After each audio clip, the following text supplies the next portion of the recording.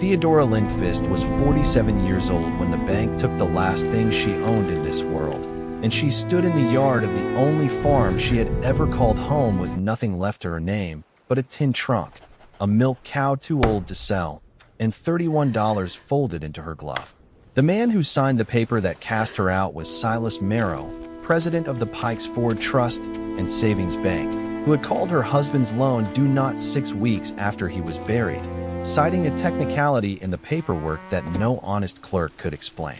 With so little left and nowhere to turn, Theodora spent $18 of her $31 at a county auction on a squat, moss-eaten Icehouse at the edge of Cut Bank Lake that the whole town had already written off as worthless, a relic from an age before mechanical refrigeration made such buildings obsolete. Folks who watched her sign for it called it the saddest purchase they had ever seen a grown woman make.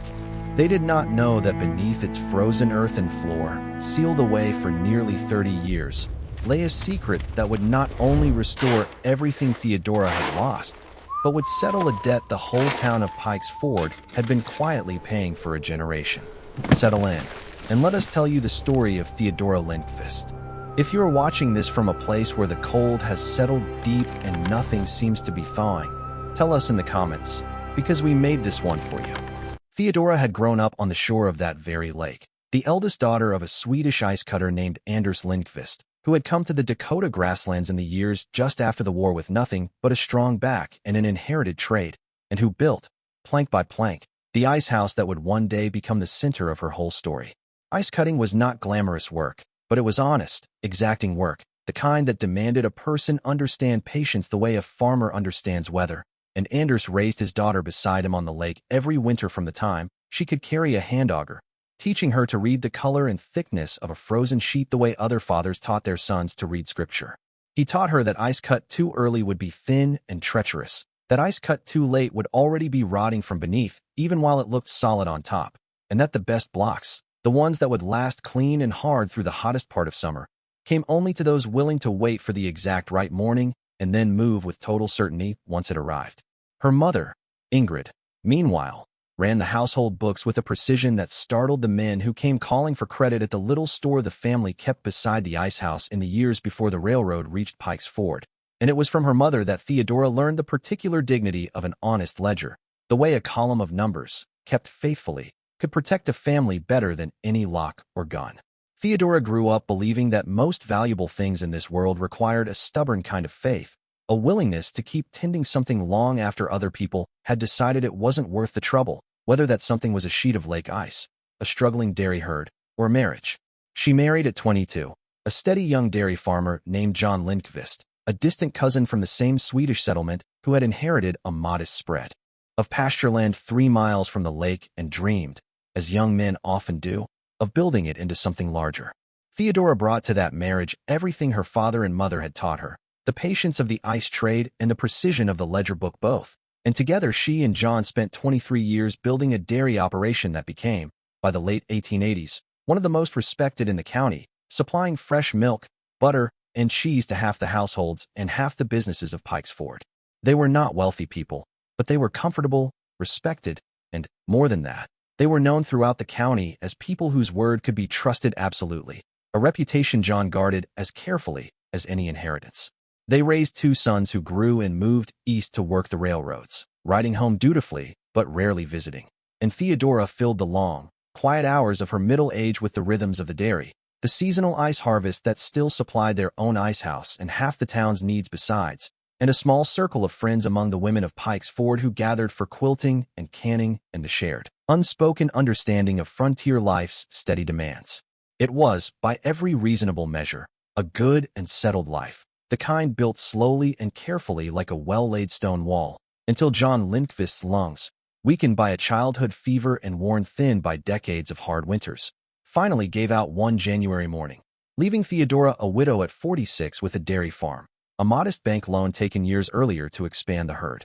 and no earthly notion of the trouble that loan was about to bring down upon her. Silas Merrow had come to Pike's Ford only 8 years before John's death, arriving from somewhere back east with polished manners, tailored suits, and enough capital to buy a controlling interest in the town's small bank, which he promptly renamed the Pike's Ford Trust and Savings Bank. installing himself as president and easing out most of the old board members who had known the town's families for a generation. He was, by outward appearance, a model of frontier respectability, donating generously to the church-building fund, hosting elegant dinners, and speaking often and eloquently about the bank's duty to serve the community that had welcomed him. And it took Theodora a long while, grieving as she was, to notice how quickly and how coldly he moved once John was in the ground. Within a month of the funeral, Merrow's clerk arrived at the farm with a notice that the loan John had taken to expand the dairy herd, a loan Theodora had always understood to carry another 4 years before it came due, was in fact due immediately in full,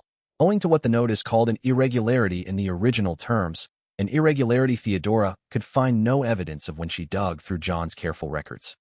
kept in the same precise hand her own mother had taught her to keep. She went to Merrow's office herself, laid out John's ledgers on his polished desk, and asked plainly to see the original loan documents, and Merrow, with a courtesy so smooth it made her skin prickle, produced papers she had never seen before, papers bearing a clause in small, cramped handwriting that did not match the rest of the document at all, a clause she was certain, with the same instinct her mother had once used to catch a padded grocery bill, had been added long after John signed. She said as much, and Merrow's polished manner cooled into something harder, and he reminded her, gently but unmistakably, that a widow with grown sons 3 states away and no lawyer of her own stood very little chance of prevailing against a bank in a territorial court. He was, in the narrowest legal sense, entirely correct. Within 2 months, the farm Theodora and John had spent 23 years building was sold at a foreclosure auction to a buyer who turned out, though it was never spoken of openly, to be a nephew of Silas Merrow's, purchased for a fraction of its true worth, and Theodora Lindqvist found herself standing in her own yard with a tin trunk, an aging milk cow the new owner hadn't wanted, and $31 that represented the entire remaining fortune of a life's worth of careful, honest labor. She did not leave Pike's Ford, though several of her quilting friends gently suggested she might do better starting fresh somewhere her history wasn't quite so raw and recent, because leaving would have meant abandoning the lake where her father had taught her everything worth knowing, and some stubborn part of her refused to be pushed out of the only home she had ever wanted. It was at the county courthouse, 3 weeks after the foreclosure auction, that she learned the old family Icehouse itself, the very building her father Anders had constructed with his own hands decades before and which had passed, through a tangle of inheritance she barely remembered, into the county's possession after a cousin's unpaid taxes, was to be sold that very week for whatever anyone would offer, since the newer mechanical ice plant built by a rival concern 3 years earlier had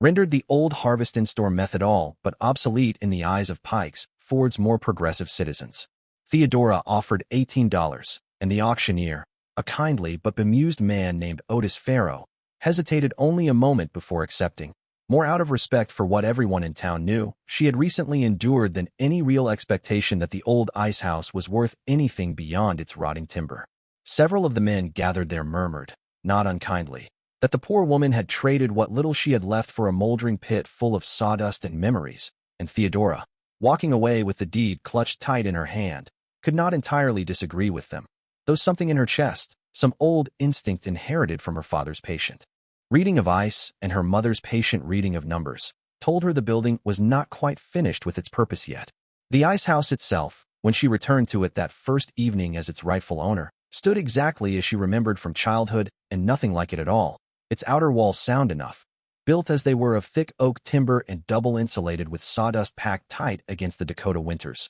but its interior a shambles of collapsed shelving, rotted straw, and the musty, mineral cold smell that clings to any structure built half into the earth. She spent her first days simply making the place livable, clearing a corner of the loft above the old storage pit to sleep in, patching the roof where winters of neglect had let the weather in, and trading eggs from her one remaining hen to a neighbor boy in exchange for help hauling away the worst of the ruined straw bedding that had once cushioned the great blocks of harvested lake ice. It was on the 5th day, while she was clearing the deep central pit itself, the below-ground chamber where her father had once packed ice thick enough to last clean through August, that her shovel struck something that did not give the way old sawdust and packed earth should give, but resisted, dully, like her blade had found timber instead of soil. Theodora knelt in the dim, cold half-light of that pit and cleared away handfuls of frozen, compacted sawdust with fingers that ached from the effort, until she uncovered a section of wooden flooring laid flat across what should have been bare earth,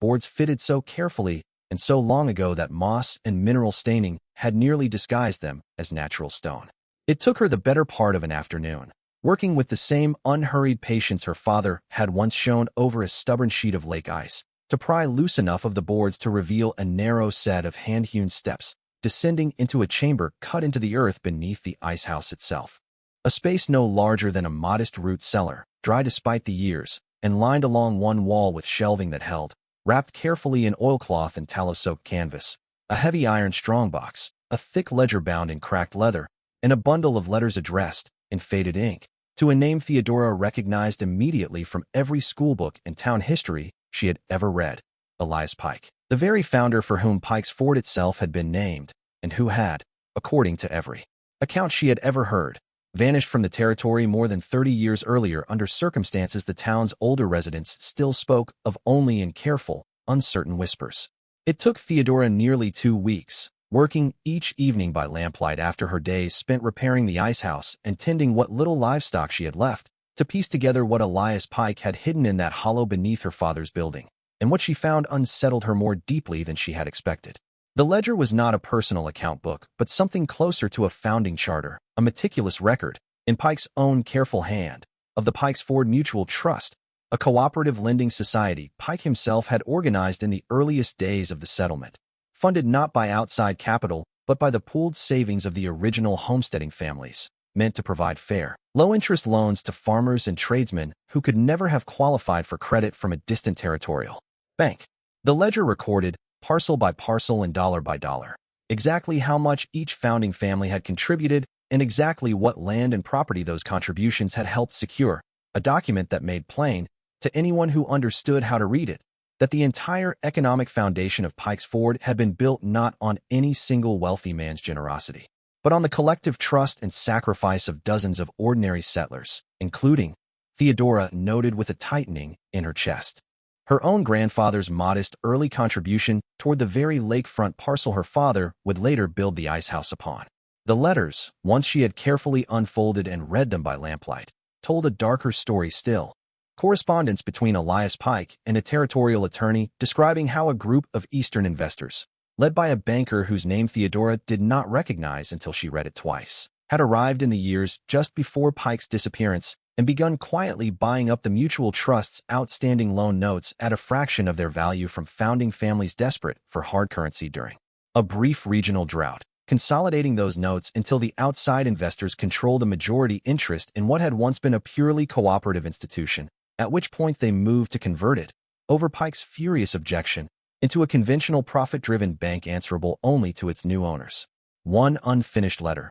dated mere days before all record of Elias Pike simply stopped, described threats against his standing and his safety should he continue trying to rally the founding families to reclaim their cooperative institution, and named, with unmistakable clarity, the primary architect of the takeover as a young, ambitious investor named Josiah Marrow. Theodora sat with that name for a long while in the cold hush of the hidden chamber, turning it over the way her mother had once turned over a suspicious column of figures, understanding slowly, and with a mounting, disbelieving dread that Josiah Marrow could be no mere coincidence of surname, but must be father or grandfather to the very Silas Marrow who now ran the Pike's Ford Trust and Savings Bank, and who had so recently and so coldly taken her own farm. A few careful, casual inquiries at the courthouse, where an elderly clerk named Wendell Fry still kept the oldest property records out of a kind of stubborn institutional memory, confirmed what the letters implied. The Pike's Ford Trust and Savings Bank, for all its modern polish and Silas Marrow's carefully cultivated reputation, had been built directly atop the bones of the old mutual trust, its founding capital drawn from notes purchased for pennies on the dollar from desperate settlers, its very charter a quiet, legal-seeming inheritance of a theft committed a generation earlier and never once acknowledged, let alone repaid. Elias Pike himself, Wendell recalled with the careful hesitation of a man discussing something long buried, had simply vanished one autumn, presumed by most to have fled some private scandal, or simply moved on as restless men sometimes did, though a few of the oldest residents had always quietly wondered whether something worse had befallen him. Theodora understood, sitting alone in that cold hollow with Elias Pike's careful ledger in her lap, that she was holding not merely proof of an old man's private grievance, but the true, hidden foundation of every family's fortune or misfortune in Pike's Ford, including her own. She did not act in haste, for she had learned, both from her father's exacting patience with Lake Ice and her own recent bitter experience with Silas Marrow's smooth, dismissive lawyering, that a claim without ironclad proof was worth nothing at all against a man of his standing. Through the following weeks, even as she repaired the last of the Icehouse's roof and began, out of sheer necessity, taking in laundry and selling what little butter her remaining cow could provide, Theodora spent her evenings cross-referencing Elias Pike's mutual trust ledger against the county's oldest surviving property and mortgage records, tracing, name by patient name, exactly which founding family's land now sat, quietly and profitably, under mortgages or notes held by the modern trust and savings bank, and exactly how those notes had first passed from cooperative ownership into the hands of Josiah Marrow's consolidating investors. It was slow, exacting work, the kind her mother had always insisted mattered more than speed, and Theodora built her case the way her father had once built ice blocks for summer storage, layer upon careful layer, refusing to let impatience crack what needed to remain solid. It was Wendell Fry, the old courthouse clerk, decent but cautious, who eventually let slip to a fellow clerk that the widow Lindqvist had been asking unusual questions about the bank's original founding, and word of it reached Silas Marrow within days, as word in a small town inevitably does. Marrow arrived at the Icehouse himself on a raw spring evening, dressed in the same fine dark coat he had worn to foreclose on her farm, all practiced warmth and concern, urging her, for her own good, to abandon whatever notion had taken root in her grief-addled mind about old ledgers and old rumors, reminding her, not unkindly on the surface, that a widow alone, already the subject of considerable town sympathy and considerable town gossip both, would do far better to accept her circumstances than to go stirring up matters best left to rest in the past. Theodora thanked him for his concern with the same steady courtesy her mother had once shown difficult creditors, and said nothing at all of what she had actually found, though she noted, with the same sharp attention that had once caught the forged clause in John's loan papers, the flicker of genuine unease behind Marrow's composed smile, an unease that told her more plainly than any confession that he understood exactly what she might be capable of finding.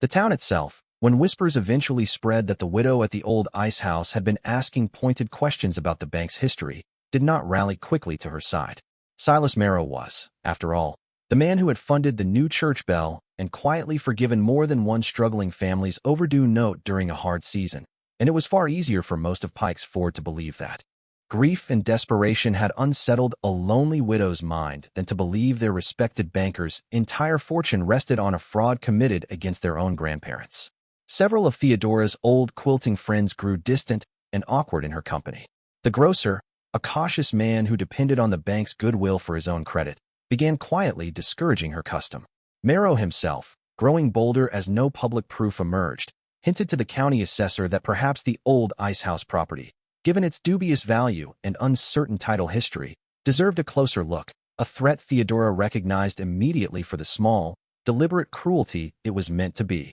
One link in a chain meant to starve her into abandoning her questions before she could ever prove them. She had seen this exact maneuvering before, in Marrow's own foreclosure on her farm, and she refused, with the same stubborn patience that had once let a stretch of lake ice thicken exactly as long as it needed to let his pressure hurry her into acting before her proof was complete. What finally shifted the balance was not confrontation, but evidence gathered so thoroughly it could no longer be dismissed as an old woman's fancy. Theodora had written, weeks earlier, to the territorial archive in the capital, using the letters from the hidden chamber as her guide, requesting certified copies of the original mutual trust charter and the earliest recorded notes purchased by Josiah Marrow's consolidating investors. When those documents finally arrived by post on a cold morning in early summer, they matched Elias Pike's private ledger with an exactness that left no room for doubt, confirming, parcel by parcel, that fully half the properties now mortgaged through the modern trust and savings bank,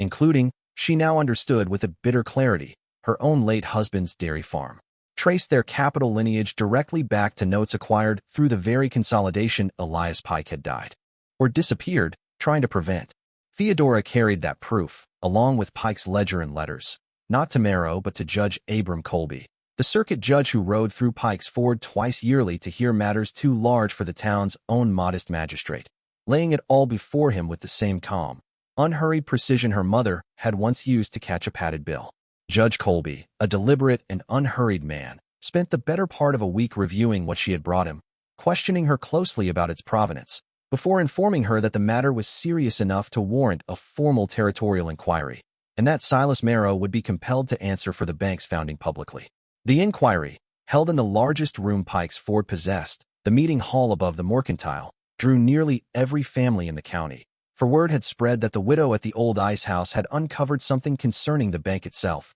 and Silas Marrow arrived composed and faintly amused, prepared to dismiss Theodora as a grieving woman chasing ghosts, an amusement that curdled steadily as Judge Colby's careful questions, paired with Elias Pike's own patient handwriting and the certified territorial records, revealed the unmistakable lineage between his grandfather's consolidation scheme and his own bank's founding capital. When Judge Colby read aloud the final desperate letter in which Elias Pike described threats made against him should he continue rallying the founding families, a stillness settled over that crowded hall unlike anything Theodora had ever witnessed, the particular stillness of an entire community realizing, together, that the ground beneath their comfortable assumptions had just given way. Silas Marrow could not be charged for a fraud committed by his grandfather decades before he was born, but Judge Colby ruled, firmly and publicly, that the bank's founding charter itself was tainted by that original theft, that every family whose ancestors' notes had been improperly consolidated held a legitimate claim against the institution's assets, and that restitution, calculated against the bank's own considerable holdings, was owed to the descendants of every founding family named in Pike's ledger, Theodora Lindqvist chief among them, since her own family's farm had been the most recent and most direct casualty of that same tainted lineage. Theodora could have pressed, in that moment, for a settlement large enough to make her a genuinely wealthy woman, and there were men in that hall, lawyers among them, who urged her plainly to do exactly that, reminding her she alone had done the patient work of uncovering what Elias Pike had died trying to protect. Instead, standing before her gathered neighbors in the same plain wool coat she had worn to bid $18 on a moldering icehouse, Theodora asked only that her own farm be restored to her at its rightful value, and that the remainder of the bank's tainted founding capital, verified against Pike's ledger, be reorganized under Judge Colby's supervision into a new cooperative institution, governed by an elected council of Pike's Ford families rather than any single owner, precisely the institution Elias Pike had first envisioned and died defending, so that no widow or struggling family in that valley would ever again be so entirely at the mercy of one man's private ambition. It was, the town would say for years afterward, a request that revealed her character more plainly than any speech could have managed, and it was that quiet, deliberate restraint, more than the scandal itself, that finally turned Pike's Ford's wary suspicion into something like genuine gratitude. In the months that followed, Theodora's farm was restored to her by court order, though she chose, after long consideration, to lease its dairy operation to a young tenant family, rather than resume the exhausting work herself, and to remain instead at the old Icehouse, which she restored fully and reopened, fittingly, as the founding office of the new Pike's Ford Cooperative Trust, its ledger books kept in the same careful hand her mother had taught her decades before. Silas Marrow, stripped of the sole ownership his family had quietly held for a generation, remained in Pike's Ford only a short while longer before selling his remaining interests and departing the territory altogether, and though some in town felt the reckoning had come too gently for a fortune built on such deception, Theodora, who had learned patience from a father who spent his whole life reading ice, believed that watching a proud man lose, within his own lifetime, the very respectability his family had spent 2 generations quietly stealing, was justice enough, delivered in its own good time. It is worth remembering, as this story draws toward its close, that Theodora Lindqvist stood in her own yard with nothing but a tin trunk, an aging cow, and $31, cast out by a banker who believed a grieving widow with no lawyer and no standing could simply be dismissed like an inconvenient footnote. She spent 18 of those dollars on a crumbling icehouse the entire town had already decided was worthless, because some deep, inherited instinct told her that very few things in this world are truly finished, only misjudged by people too impatient or too comfortable to look closely. Beneath that frozen pit waited not a fortune meant for her alone, but the true, buried foundation of an entire community's fortunes, and in choosing to use what she found not to enrich herself, but to rebuild what Elias Pike had first dreamed of and lost, Theodora proved, just as her mother's careful ledgers had once taught her, that patience, honestly applied, can thaw even the coldest, most deeply buried wrongs. Theodora Lindqvist spent the remainder of her years at the Icehouse beside Cutbank Lake, respected at last not merely as a widow who had endured hardship, but as the woman who had given Pike's Ford back its own honest history. And though she never sought wealth or particular recognition for herself, she wanted for nothing that truly mattered, surrounded as she was by a community that had learned, through her patient example, exactly what could be waiting, frozen and forgotten, beneath a floor nobody thought worth digging up. Thank you for spending this hour with Theodora's story. If her patience, courage, and unwavering hope touched your heart, we'd be honored if you shared this story with someone who needs the reminder that being written off is never the same as being finished. If you enjoyed stories of resilience, hidden legacies, and ordinary people overcoming extraordinary odds, please take a moment to like this video, subscribe to the channel, and turn on the notification bell so you never miss our next journey into history's most remarkable forgotten lives. Every like, comment, and subscription helps us bring more of these powerful, true inspired stories to people around the world. Before you go, we'd love to hear from you. What is a time you kept believing in something everyone else had already given up on? Share your story in the comments below. We read every one, and your words may inspire someone who needs hope today. And if you'd like another unforgettable story, click on the next video appearing on your screen now and continue the journey with us. Let Theodora's story stand as proof that what looks coldest and most abandoned sometimes holds the very thing an entire community needs to come back to life. Until next time, keep believing, keep hoping, and remember, some of history's greatest miracles begin where everyone else stops looking.